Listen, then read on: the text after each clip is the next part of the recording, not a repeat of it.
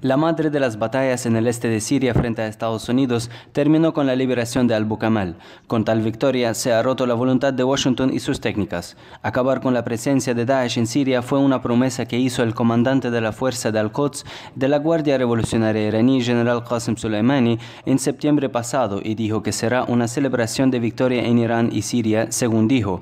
El nombre más prominente de los aliados del ejército sirio en el eje de la resistencia apareció en la dirección del Centro de Operaciones Militares, el general Qasem Soleimani.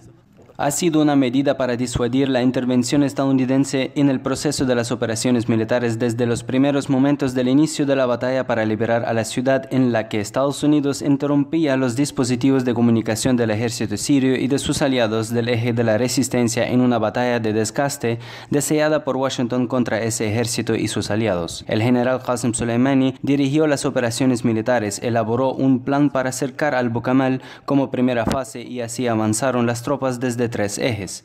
Por el este, cerca de la frontera, avanzó el ejército sirio y las facciones de la resistencia del Haidariyin y llegaron hasta la aldea de Sueih, que da al Bukamal. Sur, las fuerzas sirias, con el apoyo de los comités populares locales, partieron desde la segunda estación hasta llegar a las aproximaciones de la ciudad. Además, fue recuperado el control de la aldea de Al-Sukkariya, cercana al Bukamal, por el ejército y sus aliados, y se dejó para Daesh un corredor o una salida al norte del río hacia los elementos armados de las fuerzas democráticas de Siria y los estadounidenses. Soleimani apretó el cerco contra Daesh y dio la orden de iniciar la operación militar. El plan de Soleimani contaba con una comandancia compartimentada de los comandantes de los grupos avanzados. Este plan de por sí constituyó un ejemplo de alta coordinación probado por las facciones de la resistencia y el ejército sirio a través de las batallas que libraron codo con codo a lo largo y ancho de la geografía siria.